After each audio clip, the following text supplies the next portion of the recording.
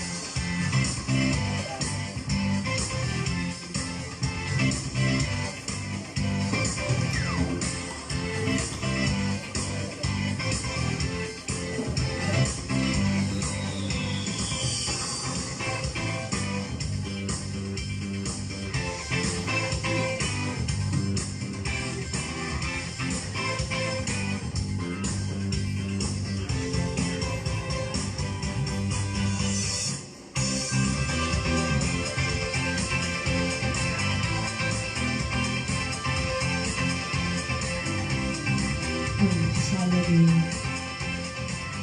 Amen. Ayan, isang pong magandang umaga sa ating lahat, sa ating Christ Family Full Gospel Church.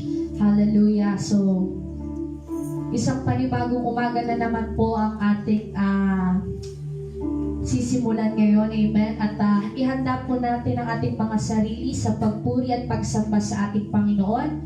Inaanyayahan ko po ang bawat isa na tayo po ay tumayo saan po man tayo naroroon. Hallelujah. And let's start to give honor and glory to the Most High God in this morning. At hayaan natin na ang banal na Espiritu ang patuloy na kumilos sa atin. Amen. Sa umagang ito. Hallelujah. Pinupuri ka namin, O Diyos. Hallelujah.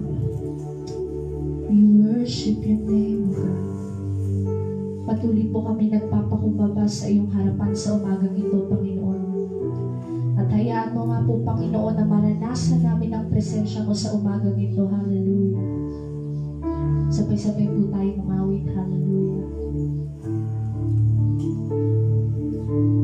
Narito kami, nagpapakumbaba, sumasamba sa iisang Diyos.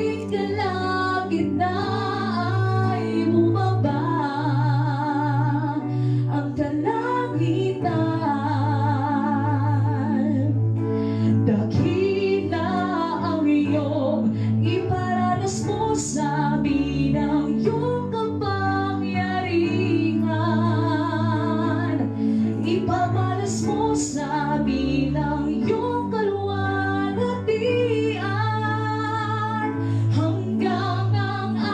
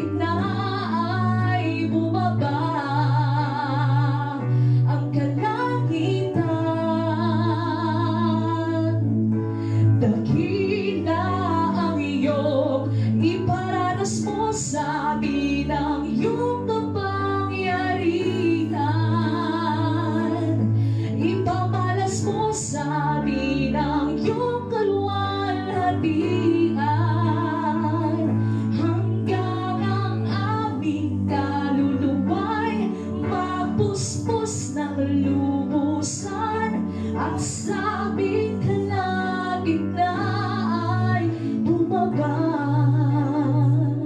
ang kalangitan. Dakila ang iyong ngalan. Dakila ang iyong ngalan. Dakila ang iyong ngalan.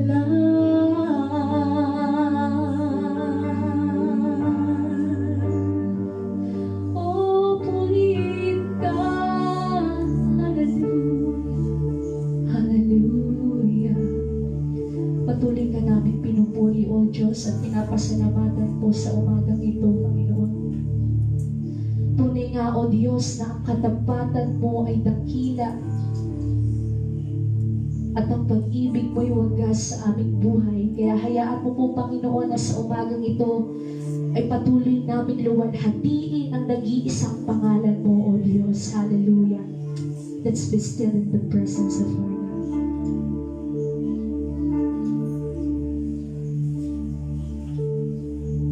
We worship your name, Jesus.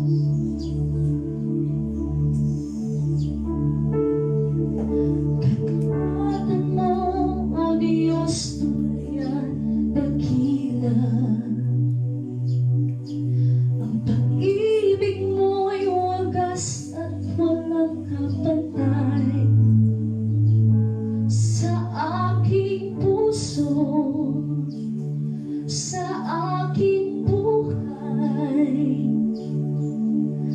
Papuri man sambay, iaalay. Bukas, noon, ngayon, mapagkailanman, luwalhatiin ka.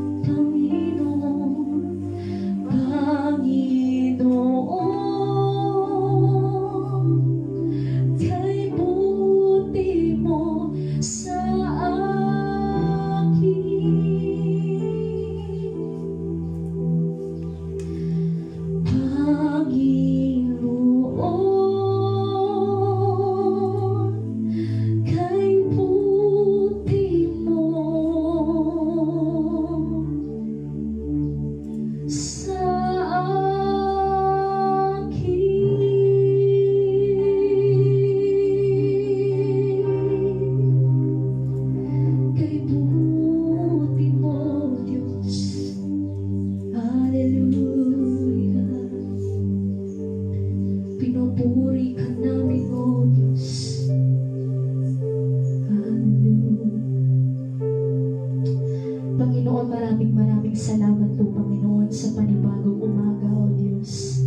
Salamat po muli, Panginoon, sa panibagong kalakasan na ibinigay mo, Panginoon. Every day is a blessing, O God. Salamat po, Panginoon, that you have given us a life, Panginoon. And the air that we breathe today, O God, salamat po, Panginoon, even on the little blessings, O God. Salamat po, Panginoon, sa bawat hininga, sa bawat araw na ibinibigay mo, O Diyos. At hayaan mo nga po, Panginoon, na patuloy kami magkaroon ng isang pusong pasasalamat sa iyo, Panginoon. Salamat, Lord God, dahil kailanman, Panginoon, hindi mo kami iniwan, O Diyos. Hindi mo kami pinabayaan in each day that we have, Panginoon. Thank you, O God, for your grace, O God. Thank you for your love, Lord. Thank you, O God, na may isa kaming Diyos na sinasamba ngayon, na tinatawagan namin ngayon, Panginoon, at inaalay namin ang papuring ito sa iyo lamang, O Diyos.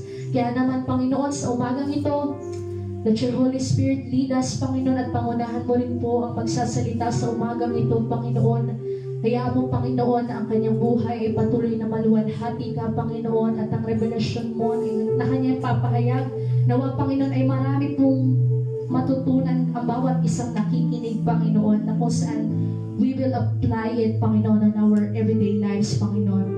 Thank you, O God, at sa iyo lamang po ang papuring pagsamba, Panginoon. In Jesus' mighty name, and all of the people of God will say, Amen and Amen. Hallelujah.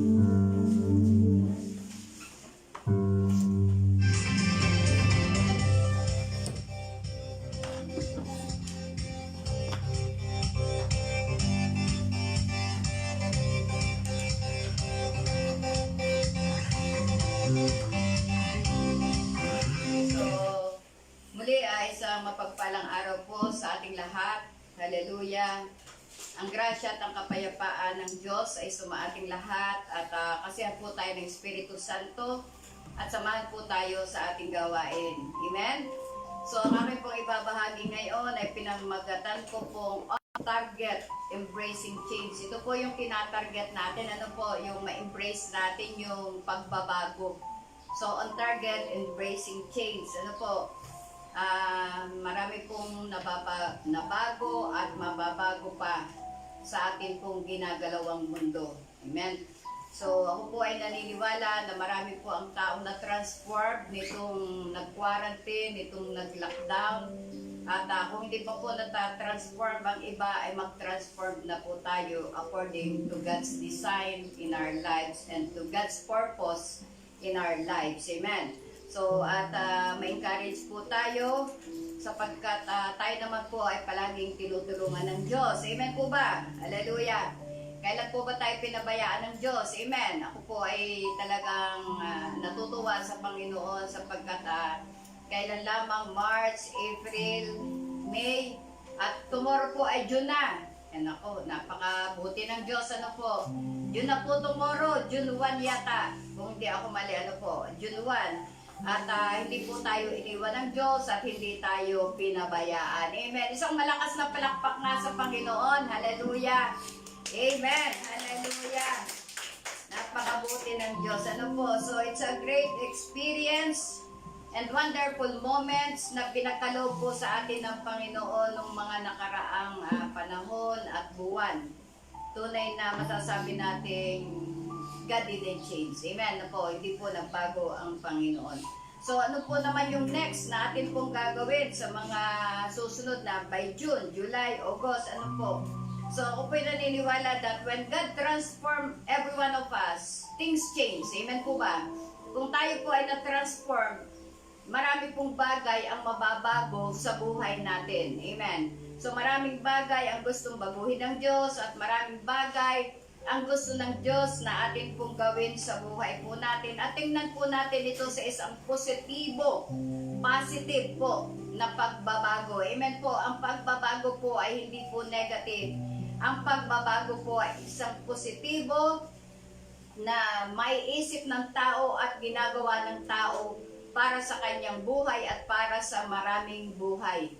Because kung tayo po ay mababago, magiging maayos po yung ating pananaw o sinasabi, ginagawa, malaki po ang impact natin sa ating mundong ginagalawan. Even first on the community, the family first, the community, and wherever we go, makikita po sa atin na tayo po ay merong positive mind and we embrace change in our lives. We embrace change. Ano po?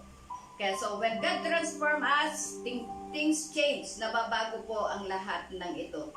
So naalala ko po na anong magla-lockdown, sabi ay paano na tayo? Ano po, nagsimula yun ay March, magla-lockdown. Talagang marami ang taong natakot. April, total lockdown, walang lalabas, inisip ng maraming tao, ano bang gagawin ko? Yan, ano po, so maraming nakapahinga, maraming natulog, maraming naglinis ng bahay, maraming nagawa, ika nga, maraming nagpray, maraming lumuhod, maraming hinahanap ang Panginoon, yun po ang pinakadakila, ano po, yun po ang pinaka-the best na dapat makita at maisip ng tao during lockdown at kung siya ay napapag-isa, ay palaging kinakausap niya ang Panginoon. O, tomorrow po ay sinasabing new normal. Magsisimula na po yung new normal sa mga trabaho po ng marami.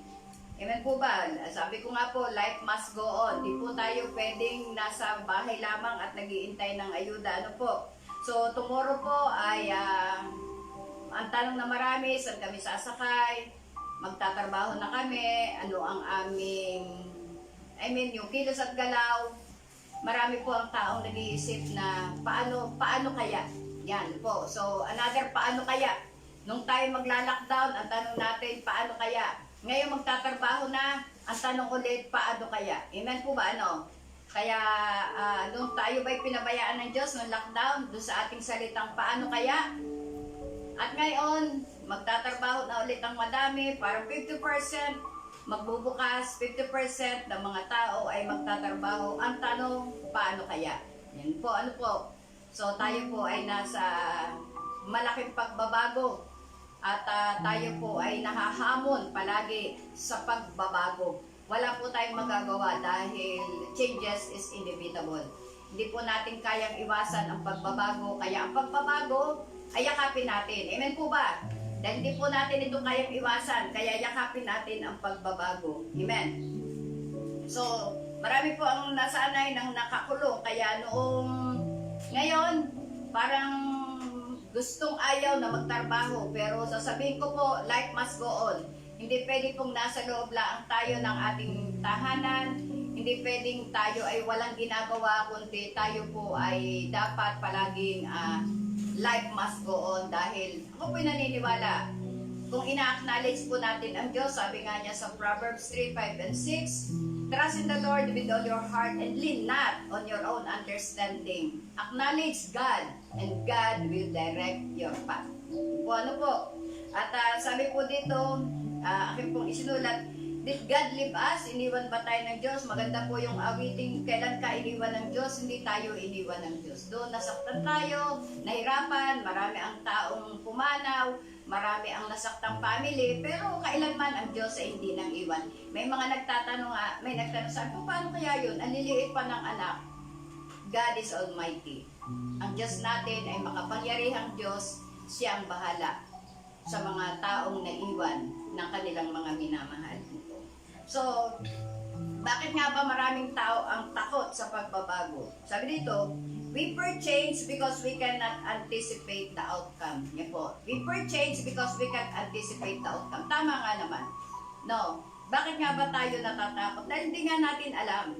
Kaya ang ating sinusundan na lamang ay yung bagay na alam natin. Kasi alam natin, parang napipigured out natin na ito ang sinimulan ko, ito yung kakatapusan ko. Kaya pag nagbago, parang iniisip natin, naku, nagbago, paano kaya ito? Amen? So, hindi natin alam na doon sa pagbabago, may malaking ginagawa ang Panginoon sa buhay natin.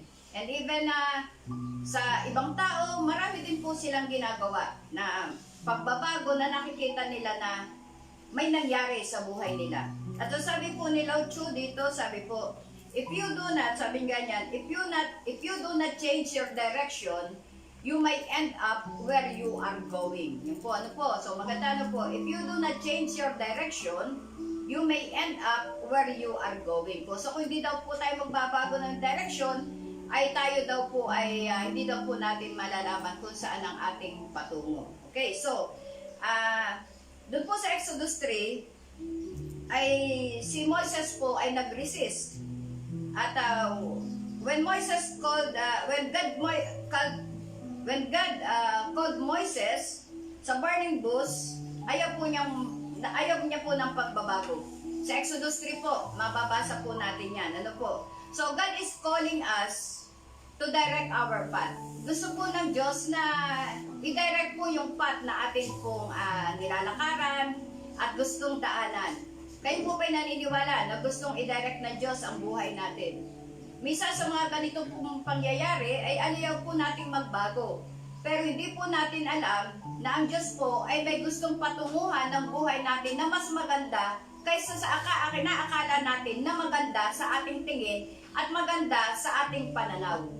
Ang Diyos po ay may ginagawa na maganda sa buhay natin. It seems sa buhay natin, parang ayaw ko Lord, parang mas the best yung akin.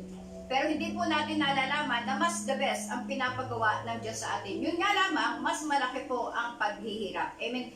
May kasamang kahirapan, may kasamang sakripisyo, may kasamang masasabi natin na parang hindi ko kaya, So sa Exodus 3 po ay na-encounter ni Moises ang Panginoon, si Yahweh, at sinabi niya na ang aking bayan ay nagpipigati, kaya iligtas mo sila sa mga Ehipto, iligtas mo sila.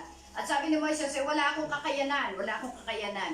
At ipinakita dito na kung nag-disobey si Moises, ano po kaya ang mangyayari? Ano po, kung nag-disobey si Moises, so yung disobedience, minsan po natin ay naglilid sa atin ng hindi magandang buhay. Kayo po ba'y naniniwala doon? So, yung disobedience. So, and minsan, nadi-discourage tayo. At minsan, gusto natin tanungin ng Diyos. Tama po ba? Minsan sinasabi natin, Lord, bakit ganito? Anong nangyari? Bakit hinayaan mo? So, minsan, naki-question po natin ang Diyos. At siguro, dumating din kay Moises na gusto niya i-question, question niya din sa kanyang puso at isipan. Kasi tinanong niya, anong sasabihin ko? Anong gagawin ko? Samantalang si Yahweh na ang nag-uutos sa kanya. Pero parang nakalimot si Moises na, ito nga pala ay Diyos. Tama po ba? Ito nga pala ay Diyos. So, when times of this, tayo po ay tumingin ay sa itaas, looking forward, or looking upward. Ang tingnan po natin ay ang ating Panginoong Diyos.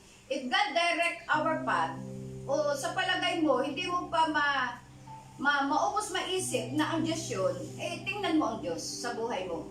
Tingnan natin ang Diyos sa buhay natin sapagkat siya ang magdadirect ng buhay natin. This time, wag na tayo ang magdirect kasi lagi tayong bida. Hayaan mong ang bida ay ang Panginoon. Kasi siya naman talaga yung bida ng buhay natin. Kaya lamang tayo ay bida-bida. Tama po ba? Lagi tayo nagbibida-bida. Kaya minsan tayo po ay madalas napapamali ng ating lakarin sa buhay.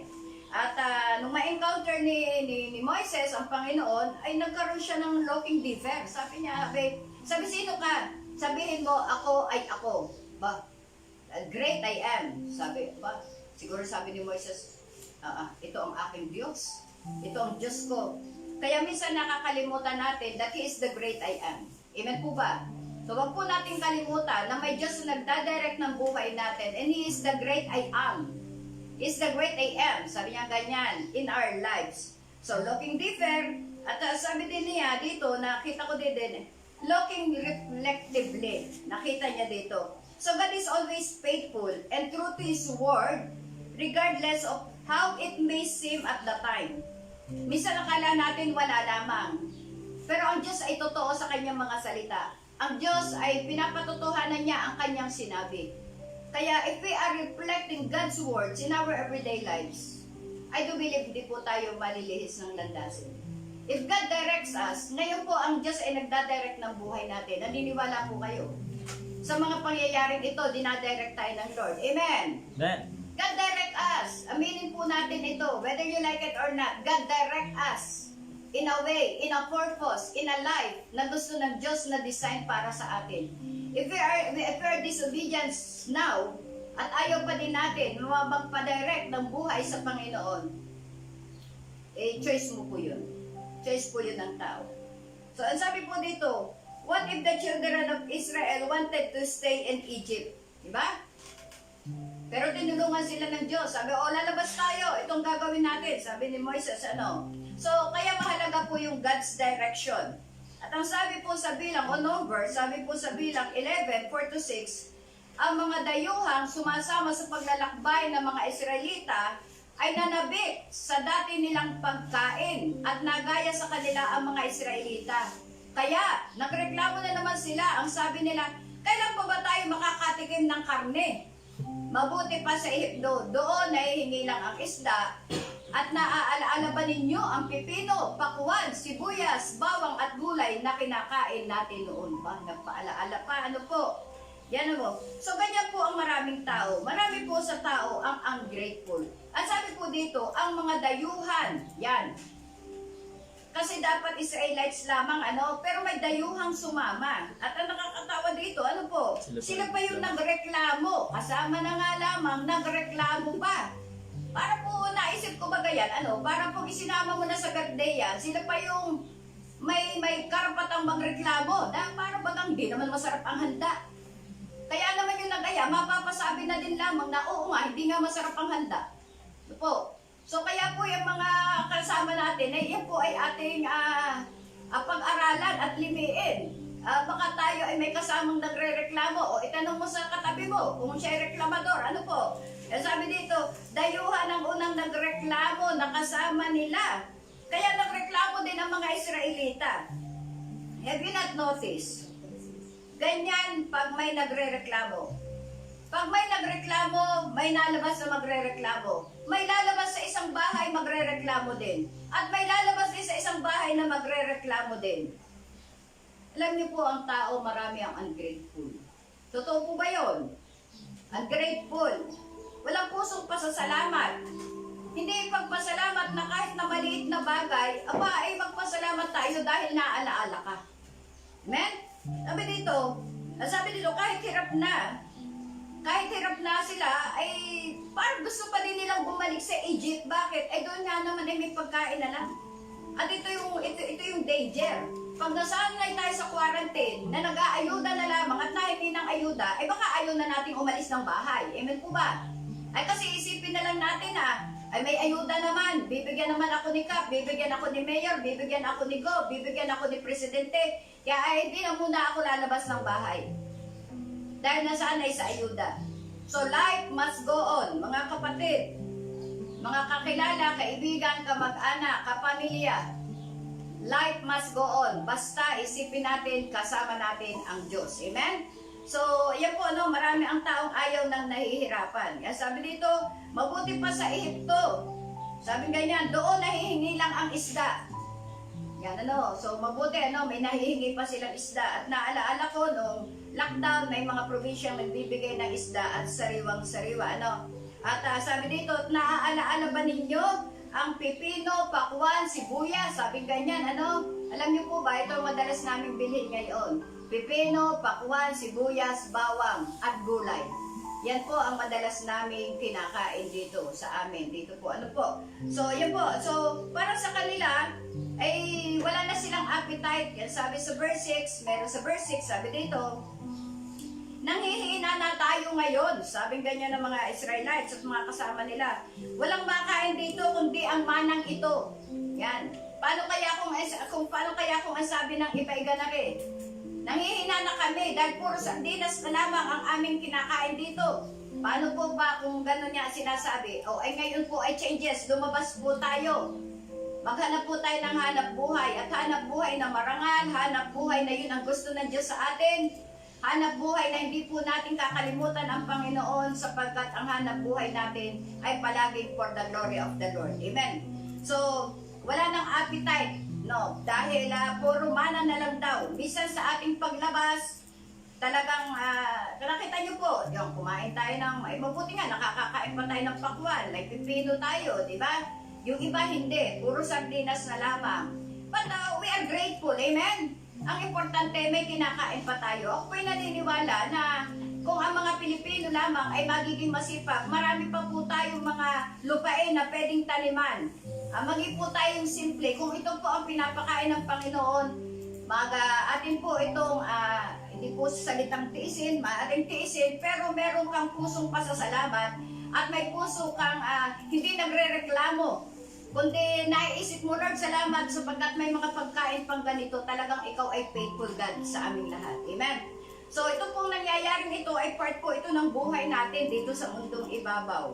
At lahat ng nangyayari, pagkatapos ng COVID, ay masasabi natin na naalala mo nung araw, puro memories, ano po. Alam niyo po ba, marami din yung mga memories na na-send sa FB, na-send sa mga messenger, na pagka tinugtog na yung awiting yon, maaalaala mo na yung nakaraan. So, masarap alalahanin ang nakaraan, but ang nakaraan ay nakaraan na at hindi na po natin kayang maibalik pa. Kaya ang changes po ay palaging on the go, on the process. Mabuti nga ang changes nagbabago kaya ang tao kaya hindi nagbabago.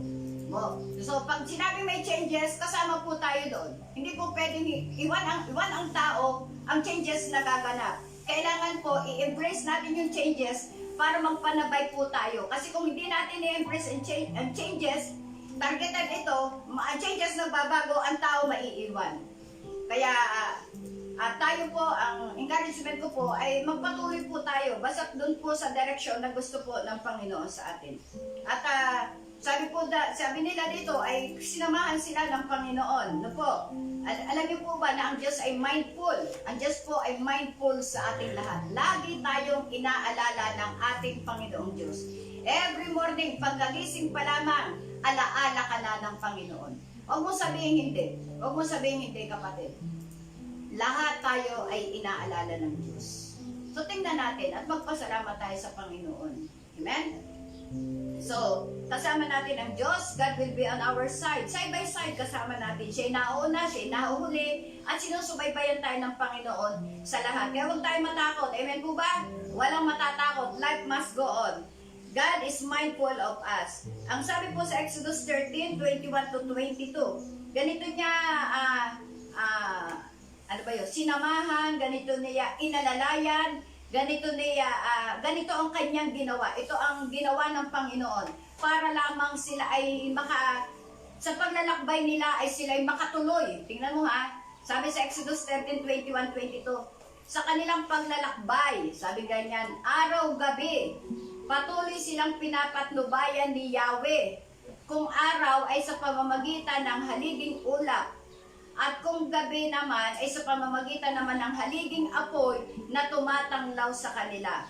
Laging nasa unahan nila ang haliging ulap kung araw at ang haliging apoy kung gabi. Tingnan mo dahil sa kagustuhan ng Diyos na maalis sila doon sa Ehipto, ang Diyos ay nagbibigay ng mga bagay na kailangan ng kanilang tao. At ngayon po, ang Diyos po ay nagbibigay din ng tanglaw sa atin. Ang Diyos po ay nagbibigay ng kapamaraanan kung paano po tayo makaalis dun sa buhay na hindi po gusto ng Diyos na maging buhay po natin. Ang tanong po dito, gusto mo ba sumunod sa God's direction? Gusto mo ba i-embrace yung pagbabago na ipinagkakaloob ng Diyos sa atin? Gusto mo ba yon, kapatid? Gusto mo ba yan? Yung bagay na gusto ng Diyos, doon tayo sa kanyang ilalim ng kanyang covering at ako ang bahala sa iyo. Kaya lamang, iba ang binibigay ng Diyos sa atin at iba yung gusto natin. Pero kung yung gusto natin ay yung pangangalaga ng Panginoon, doon po tayo sa Kanya. Doon po tayo. Hindi po ito madali, hindi po ito parang an easy one o kung anumang bagay. Lalabas po talaga tayo sa ating comfort zone at magpapanggabay tayo sa Diyos. At ako po at ang Diyos po ang nagwika, ang sabi niya ay aalalayan ko kayo at sa paglalakbay ninyo, ako ay kasama ninyo. And I will provide. Alam naman natin dyan, that God will provide. Amen. God will provide. So, ang problem ng mga Israelites noon ay they resisted change. At parang sa palagay nila, wag na, okay na kami dito, okay na kaming mahirapan dito sa Ehipto. Basta may pagkain lamang, basta may kakainin lamang kami mga pipino, pakwan, sibuyas, gulay, okay na kami dito kahit kami nakakulong sa Ehipto. Ngayon po, wag po tayong pumayag na nakakulong lamang tayo sa loob ng tahanan. Hindi po ibig sabihin lumabas ka at magwala ka. Hindi po yun. Kung kinakailangan na po tayo mag-work na po tayo. Kung kinakailangan po may pinapagawa ang Diyos sa atin, may ipapagawa po ang Diyos sa atin. But, sabi dito, sabi ng Lord, sasamahan ko kayo. Wag na wag po natin kakaligtaan o kakalimutan na i-acknowledge natin at samahan tayo ng Panginoon. Because kung tayo po ay nagpapailalim sa kanyang kapangyarihan, ang covering po ng Lord ay sumasa atin and God will direct our path. Amen po ba? God will direct our path. So we are under His covering. And as Christ followers, we are called to walk by faith and not by sight. Yan ano. Alam niyo po ba, parang, ito, lagi ko nasasabi, ang nasasambot na kayo ng tao, uy, may pasok na daw kayo. Oo nga, nakakatakot. Saan kayo sasakay? Oo nga, nakakatakot. Minsan po ako napatimik na din ay nakakatakot. Po. So, let us all be vigilant and have self-defense. Lumabas tayo, maging tayo vigilant, at magkaroon tayo ng depensa sa sarili natin. Na huwag tayo makipagsabayan sa madaming tao, huwag tayong tumingin sa mga bagay na hindi naman yun yung focus natin. Focus lang po tayo doon sa ipinapagawa sa atin dito sa mundong ibabaw. Focus lang po tayo doon. And then, huwag po tayong gumawa ng maraming recreation, maraming mga, ano ba yun, yung mga isinasama mo sa buhay na hindi naman priority, ipa-priority mo o ipa-prioritize mo, tayo po ay maging be wise in this world. Maging po tayong matalino dito sa mundong ibabaw. So, we walk by faith and not by sight. Amen.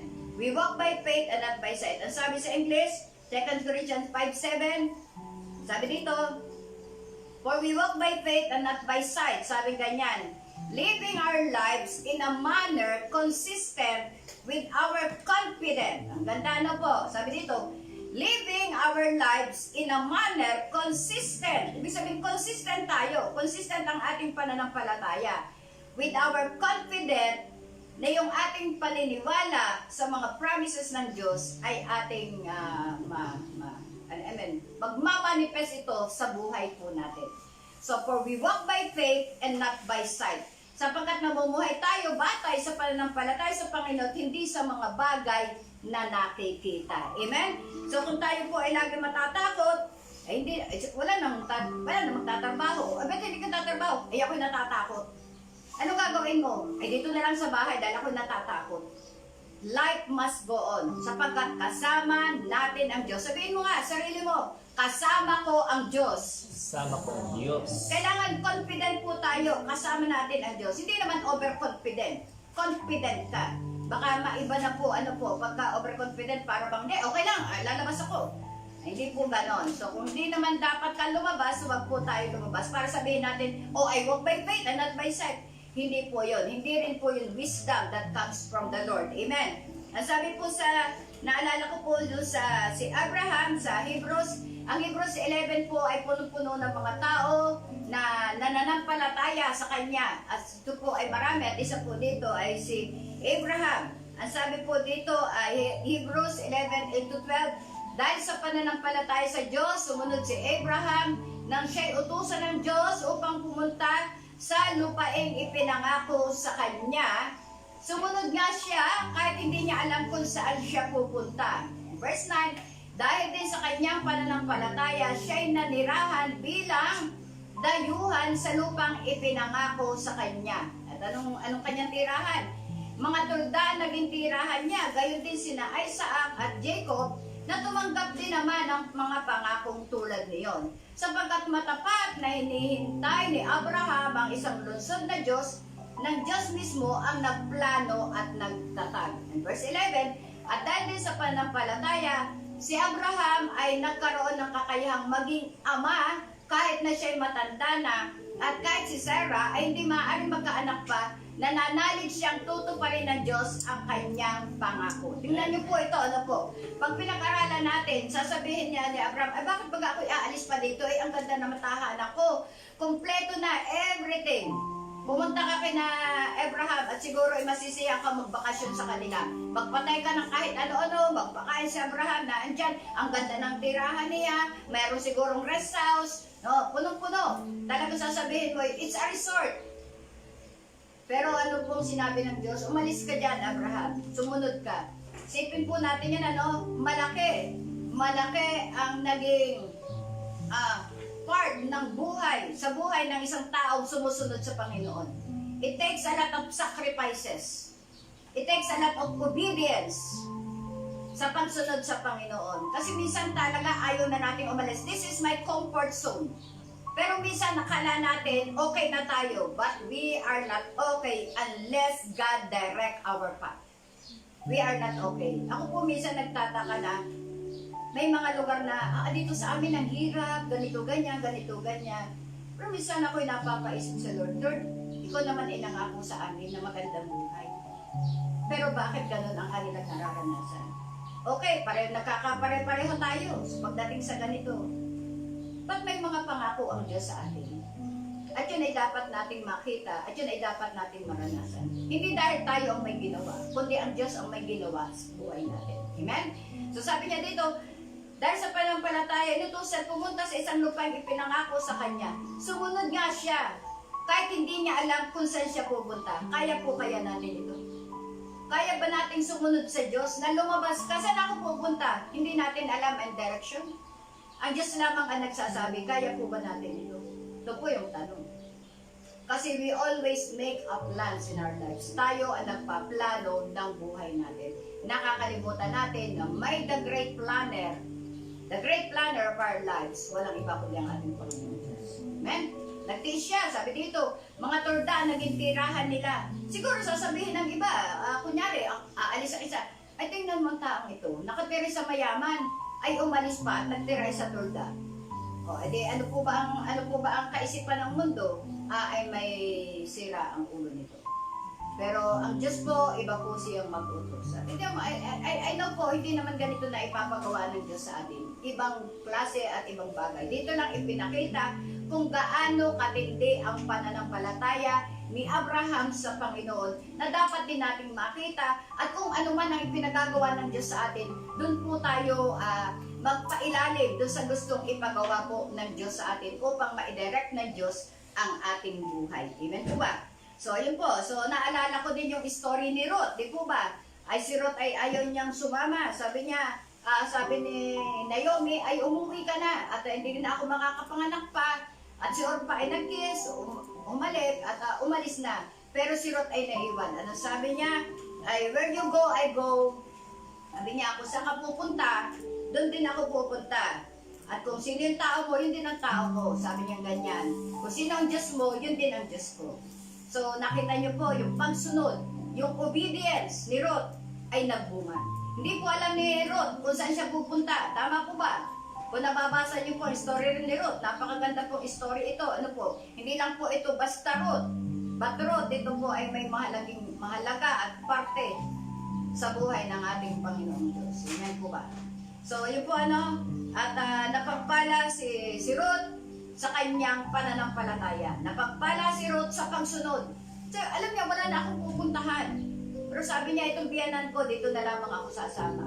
Pero si Orpah, yung kanyang bilas pa yun, ay umalis. Pero siya ay nagpatuloy sa pagsama. Kaya alam niyo po, mahalaga din po yung sumasama ka sa mga tamang tao.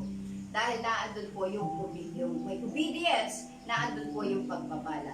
The story of Job, di po ba, pag naalala natin, so, ang story po ni Job ay talagang sa kabila ng nangyari sa kanyang buhay, siya ay naniniwala pa rin na kasama niya ang Diyos. At alam niya, God is in control sa buhay niya.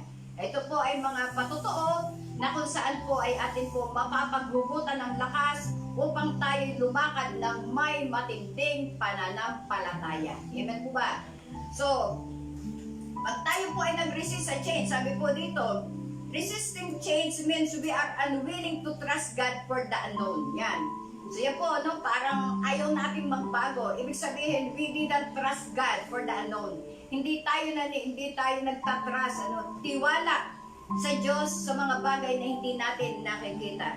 Sabi po sa Romans 5:14, 5, 3 to 5. Alam nyo ba na God uses it to stimulate faith and character development. Yan po. Ang Diyos po ay ginagamit ito yung ating po mga pangyayari sa buhay natin na pinagdaraanan para mag-stimulate yung faith natin at ma-develop yung character po natin.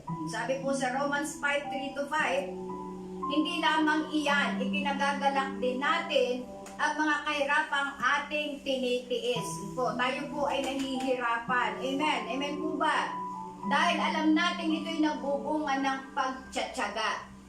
At ang pagtsatsaga ay nagbubunga ng katatagan.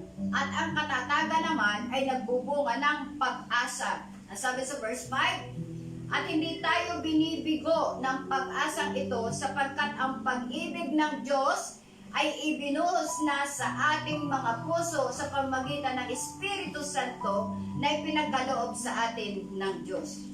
Nakita po niyo, no? May kagalakan ang kahirapang ating tinitiis. At nagbubunga daw ito ng pagtsatsaga, perseverance. At yung perseverance, yung pagtsatsaga natin, ay nagbubunga ng malaking pag-asa sa buhay po natin. Amen? So, i-welcome po natin ito as a friend.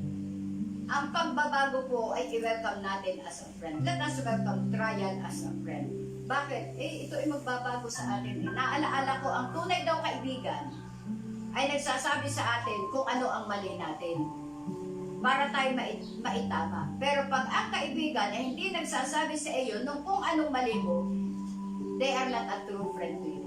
Hindi yan tunay na kaibigan. Na parang lagi ang kaibigan mo ay sasabihin lamang pero yung mali natin, hindi sinasabi. So, let us welcome trial as a friend.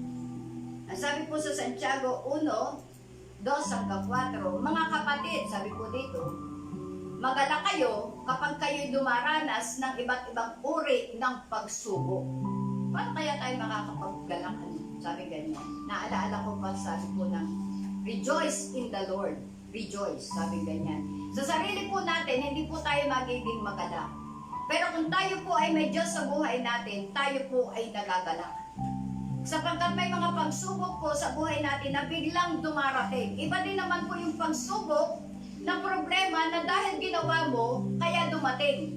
Pero iba po yung mga pagsubok na kagaya nito na hindi naman natin gusto, dumating po ang COVID na ito. At may mga pagsubok na hindi COVID na biglang nadating sa buhay ng tao kahit hindi naman niya ginagawa. Why? Because we are living in this world. Pero sabi dito, kung ang buhay mo nasa Panginoon, sabi niya, mga kapatid, magala kayo kapag kayo dumaranas ng iba't ibang uri ng pagsubok.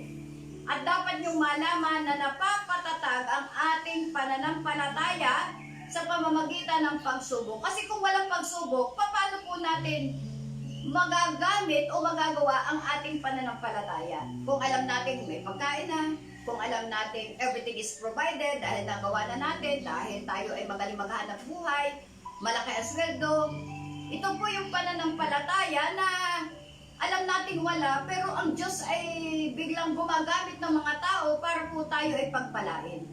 Sa kabila ng mga pagsubok sa buhay at dinaranas natin, ay biglang ang Diyos ay nagpapadala ng mga bagay na kailangan natin o tao o sa anumang sitwasyon ay naandyan ang Diyos palagi sa buhay natin. At kaya sasabi natin, sabi ng Lord dito, magalak, sabi sa Santiago o James, magalak kayo kapag kayo dumaranas ng iba't ibang uri ng pagsubok. Dapat niyong malaman na napapatatag ang ating pananampalataya sa pamamagitan ng mga pagsubok. At ang sabi sa verse 4, at dapat kayong magpakatatag. Yan po pala tayo, no? At dapat kayong magpakatatag hanggang wakas upang kayo'y maging ganap at walang pagkukulang. Kaya i-praise natin ang change, mga kapatid. Bakit? Ay hanggang wakas daw. Amen? Ang sabi dito, dapat kayong magpakatatag hanggang wakas upang kayo'y maging ganap at walang pagkukulang. Kaya, ayaw mong nire-resist mo ang change, yakapin natin. At samahan tayo ng Panginoon. Sa pangalan po natin kaya ang mga bagay na ito kung wala ang Diyos sa buhay natin. Amen? So, most of the time din, minsan, ang problem ay spiritual maturity. Amen. So, resisting changes, we want life to be predictable. Alam mo, minsan kaya po ayaw natin, ay gusto natin, tayo ang nagpipredict ng sarili nating buhay. But ito po ay masasabi ko, we cannot predict life. Hindi po natin kayang i-predict. Kahit ayaw nating magbago, may mababago at may binabago. Kaya, ang akin pong encouragement ay yakapin po natin ang pagbabago at sumunod tayo sa gusto po ng Diyos para sa atin. Amen? So, we cannot predict life. At alam niyo po ba na ang gusto-gusto ng mga pastors ay ma-present ang bawat isang mananampalataya sa Panginoon na matured Christian. Amen? Ang sabi sa Colossians 1:28, kaya minsan mahirap kausap po. Ito sabi, iyan ang dahilan kung bakit ipinangangaral namin si Kristo. Ang lahat ay aming pinapaalalahanan at tinuturuan ng may buong kaalaman upang maiharap namin sa Diyos ang bawat isa ng ganap at walang kapintasan dahil sa pakikipag-isa kay Kristo. Kung ano, minsan ayaw natin magbago, ayaw ko kasi magbasa, ayaw ko kasi mag-pray, ayaw ko kasi, whether we like it or not, ito po yung dapat natin gawin. Sabagay, kung ayaw mo, wala po kami magagawa. But as a pastors, inside the church, and even sa ibang tao, ito po yung gusto namin mangyari. At kahit kami din po, na kami malubos sa pagdating ng panahon na the day of the Lord na walang kapintasan dahil sa pakipagkaisa natin kay Kristo Jesus. Amen? So if we disobey the instructions of the Lord, hindi po tayo mag-grow. Hindi tayo mag-grow sa grace and knowledge of the Lord Jesus Christ. Kaya sabi sa 2 Pedro 3:18, sabi po dito, 3:18, magpatuloy kayong lumago sa kagandahang loob at sa pagkakakilala sa ating Panginoon at tagapagligtas na si Heso Kristo, sa Kanya ang kaluwalhatian ngayon at magpakailanman. Sabi po ganyan, magpatuloy kayong lumago. Tayo pong lahat. Magpatuloy tayong lumago sa kagandahang loob. Kaya, embrace natin ang change. Pag may sinabi yung pastors, kung masakit sa atin, embrace po natin yung change. Kasi ito po yung maganda para sa atin. Ito po yung gusto ng Diyos. Minsan po, sabi din dito, we want to be in control. Bakit po? Takot po tayo. Anxiety and fear are relentless. We want to be in control. Gusto po natin in control tayo sa mga bagay na ating ginagalawan at ating ginagawa. Sabi dito, the longer you struggle with fear, the more likely it is for you to be overwhelmed. Pag maraming fear ang puso mo, yun ang laman ng heart mo. So, nakakalimutan natin that God is an ever-faithful God in our lives. Sasamahan tayo ng Panginoon. Ang sabi niya sa Isaiah 41:10, sabi niya, ako isa sa iyo, huwag kang matakot. Ako ang iyong Diyos, hindi ka dapat mangamba, palalakasin kita at tutulungan, iingatan at ililigtas. So, kung tayo po ay may changes, huwag tayo matakot. Sapagkat ang Diyos ay kasama natin, siguraduhin lang natin kasama natin ang Panginoon, huwag tayo mangamba.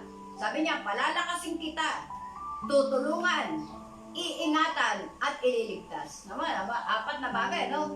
Palalakasin kita, tutulungan, iingatan, at ililigtas. Tandaan po natin itong apat na ito, no? Kaya kung ikaw ilalabas ngayon, at buo sa puso mo ang Panginoon, tandaan mo ito. Palalakasin kita, tutulungan kita, iingatan kita, at ililigtas kita. So do not fear. Hindi po ito laging salita lamang na, so do not fear. Huwag ka matakot kasama mo, just do not fear. Kailangan po buo sa puso natin ang salita ng Diyos na hindi niya ako pababayaan at hindi niya ako iiwanan. Ako ililigtas ng Panginoon. Amen? So do not fear. Huwag po tayo matakot. Life goes on. Do your works, God is with you. Magkaroon po tayo ng healthy mindset. Bakit? God is in control of everything. So, naalala ko po, sabi din dito, God does not change. Malakay 3:6, sabi po, ako si Yahweh. Hindi pa kayo lubusang nalilipol sapagkat hindi ako nagbabago sa aking pangako. Ganda po. Ako si Yahweh. Hindi pa kayo lubusang nalilipol sapagkat hindi ako nagbabago sa aking pangako. God never changes. He never changes. Ang sabi niya sa Hebrews 13:8, si Jesucristo ay hindi nagbabago kailanman. Siya ay kahapon, ngayon, at bukas. Napakapalad po natin. Dahil tayo may Diyos na hindi po nagbabago. Amen. So God is perfect and holy, and we are not. Tama po ba? God is perfect and holy, and we are not. Kaya sa Kanya po tayo magtiwala. And we are commanded to grow and change. Na binasa po natin kanina. Ano po? Binasa po natin na tayo po ay magbabago at tayo po ay mag-grow. Sabi po sa 2 Peter 1:5-8. Sabi po dito, dahil dito, sikapin ninyong idagdag sa inyong pananampalataya ang kabutihan. Sa inyong kabutihan, ang kaalaman. Sa inyong kaalaman, ang pagpipigil sa sarili. Ang katatagan, sa inyong katatagan, ang pagiging makadiyos. Sa inyong pagiging makadiyos, ang pagmamalasakit sa kapatid. At sa inyong pagmamalasakit ay ang pag-ibig. Ang mga katangiang iyan, ang kailangan ninyong taglayin at pagyamanin upang ang inyong pagkilala sa Panginoong Hesukristo ay huwag mawala ng kabuluhan at kapakinabangan. So lagi po natin itong pag-aralan, basahin, sapagkat maganda rin po ito na gusto ng Diyos na ating lakaran at ating taglayin sa buhay natin. So when we resist change, ibig sabihin, kung ayoko Lord, magbago, ganito na lang ako, hindi po mangyayari sa atin ang mga bagay na yan. Hindi po tayo maging makadiyos, hindi tayo maging may malasakit sa ating kapatid, may malasakit at may pag-ibig, hindi po mangyayari ang mga bagay nito. Ang lahat po ng ginagawa natin ay dapat nakaugnay sa kung ano ang sinasabi ng Panginoon sa ating lahat. At dapat nakaayon kung ano ang kanyang salita. Amen. Sabi din dito sa Romans 12:1-2, ito po ang aking last verse, ang pagbabago ay napakaganda. Kaya nga, sabi dito, mga kapatid, alang-alang sa masaganang habag ng Diyos sa atin. Sabi ni Apostol Pablo, ako'y nakikiusap na ialay ninyo ang inyong sarili bilang isang handog na buhay, banal at kalugod-lugod sa Diyos. Ito ang karapat-dapat na pagsamba ninyo sa Diyos. Ang sabi sa verse 2, huwag kayong makiayon sa takbo ng mundong ito. Mag-iba kayo sa pamamagitan ng pagbabago ng inyong pag-iisip upang maunawaan ninyo ang kalooban ng Diyos, kung ano ang mabuti, kalugod-lugod at ganap na kalooban niya. Sa atin po ngayong pagbabago, isipin po natin na huwag po tayong makiayon sa takbo ng mundong ito, bagkos kung ano man ang ating gagawin, simula June 1 hanggang sa mga susunod,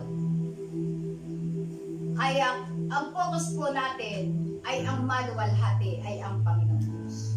Na ano man ang ating gagawin, gusto naman ng Diyos tayo ay pagyamanin, gusto ng Diyos tayo pagpalain, but never forget na ang buhay natin ay ialay natin na kalugod-lugod sa Panginoong Diyos.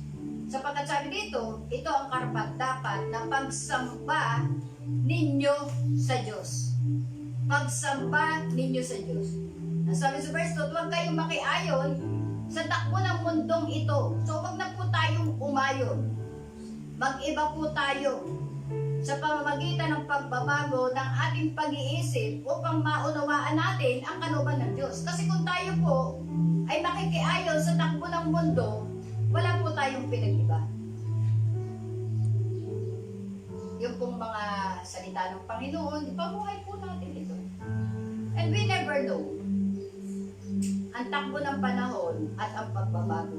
Ang importante, kung ano ang sinasabi ng Diyos, doon po tayo. Magpadirect na tayo ng buhay natin sa Panginoon. Huwag tayong mag-resist. Huwag tayong mag-disobey. Looking upward. Looking deeper. Mag-reflect tayo ng buhay natin sa Panginoon. In our everyday lives. Because God is the one who will provide. Hindi po tayo magpo-provide. Ang Diyos po ang nagpo-provide. Kaya tayong pakainin ng Diyos. Kaya tayong palakasin. Kaya tayong bigyan ng buhay in our everyday lives. Kung dumating man ang panahon na talagang mga wala na tayo, wala po tayong magagawa. Ang maganda dito, lagi tayong may buhay na kalugod-lugod sa ating Panginoon. God, direct our path. Embrace change. What we need to target is embrace change. Nakasama po natin ang ating Panginoon. On target natin, embracing change. Be vigilant, mga kapatid, sa ating pong lahat. Be vigilant. Self-defense. Samahan tayo ng Diyos at nag-isipin natin, huwag po naman sa parang iniisip natin, ang katabi ko may COVID. Palaging ganon, parang iniisip na natin, mapaparanoid ka kapatid. Kasama natin ang Diyos. Basta marunong ka lang sa sarili mo, social distancing, meron kang mga pang-PPE na kailangan, at huwag mo hindi po dapat iwasan dahil may sakit, kundi for a moment, social distancing is very much important. At lalong-lalo na, huwag natin kakalimutan ang ating Panginoong Diyos sa buhay natin. And embrace change. Ito po yung tinatarget natin. Embrace change. And do not resist it. Do not resist it.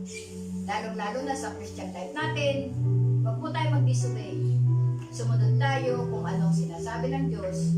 Sumunod tayo sa namumuna sa atin, sapagkat ito ang gusto ng Diyos na maging buhay natin. Kalugod-lugod sa Kanya. So, maraming salamat po. At tayo po ay patnubay ng Panginoon at samahan tayo ng Diyos. Amen? So, tayo po ay manalangin. Hallelujah. Tayo po ito magpasalamat sa Lord. Hallelujah. Amang banal, kami po ay nagpupuri, nagpapasalamat sa pangalan ng iyong anak ni Jesus, na aming Diyos, tagapagligtas, manunubos, aming provider, tumutulong sa amin sa lahat ng oras, sa lahat ng sandali. Nagpapakumbaba po kami sa iyo. At inihiling namin, Panginoon, na samahan mo po kami. Lalong-lalo na po, O Diyos, sa mga bagong gagawin ng aming mga kapatiran, ng aming kamag-anak, kaibigan, kakilala. Samahan mo po ang buhay nila, Panginoon. Samahan mo kaming lahat. I-direct mo po, O Diyos, ang buhay namin patungo sa amin. Yan po, O Diyos, na matuto kaming makinig sa iyong mga salita. At yung spirit of disobedience, O God, ay amin po itong winawasak in Jesus' name sa bawat buhay namin. And we humbly come before your throne, O God. Let the spirit of obedience, O God, ay siya po namin magawa, mag-manifest sa buhay po namin. We need you so much in our lives, O God. We need you so much. Lalong-lalo na sa mga ganitong panahon. Huwag mo po kaming iiwanan. Huwag mo po kaming pababayaan, O Diyos. At sa lahat po ng aming gagawin, Panginoon, pagyamanin mo po ito, Panginoon. Hallelujah. God be with us. Tulungan mo lagi kami nagpapakumbaba sa iyo. Hinihiling namin ang pagkilos mo sa buhay po namin. Ikaw na po, O Diyos, ang magmay-ari. Ikaw ang magmani-obra ng bawat buhay namin. At hayaan mo po, O Diyos, na kaming lahat ay magpakumbaba sa iyo. And lead us, O God, into the path of righteousness. And lead us, O God, sa mga bagay na gusto mo pong maranasan namin. Alam po namin, Panginoon, kami nahihirapan. But all these things, O God, we cannot resist it, O God. Lord, kasama ka namin. You said in your word that you will never leave us, nor forsake us. And we live by faith and not by sight. We look unto you, O God, for you are the author and the finisher of our faith. Thank you for loving us. Thank you for guiding us. Thank you for giving us new life. Thank you for a new direction in our lives. Lord, hayaan mo na mga salita mo'y panghawakan namin at lumakad kami sa buhay na gusto mo para sa amin. Sa oras na ito po, O Diyos, ipuin mo po, O Diyos, ang mga nakikinig At magkaroon sila, Panginoon, ng pagpapakumbaba at tamang pakikipagrelasyon sa iyo. At ilagay mo po sa puso naming lahat na wala kaming magagawa kung wala ka. The spirit of humbleness, the spirit of obedience, the spirit of God, na aminin namin. Kailangan ka namin, Panginoon, sa buhay namin. At sambahin ka namin sa espiritu at katotohanan at malugod ka sa lahat po ng aming ginagawa. For this is your very will. We thank you, Father, for your goodness and for your faithfulness. In Jesus' mighty name. Amen. Amen.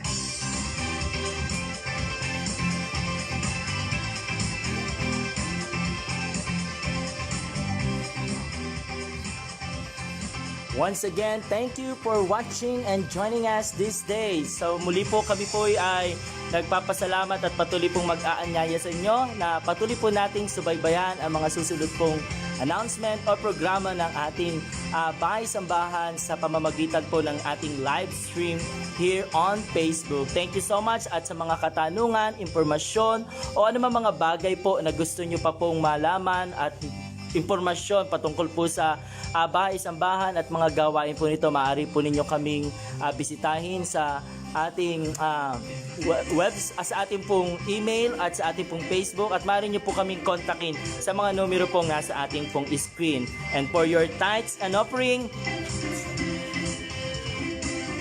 maaari nyo pong kontakin ang numero pong nakikita po natin sa screen at you can look for Sister Ineng. So thank you so much for joining us today. Thank you for keep on supporting and joining us to our ministry of Christ Family for Gospel Church. May each one of you be strengthened and be empowered by the Lord Jesus Christ. Muli po, God bless you, God bless your family, and God bless Philippines!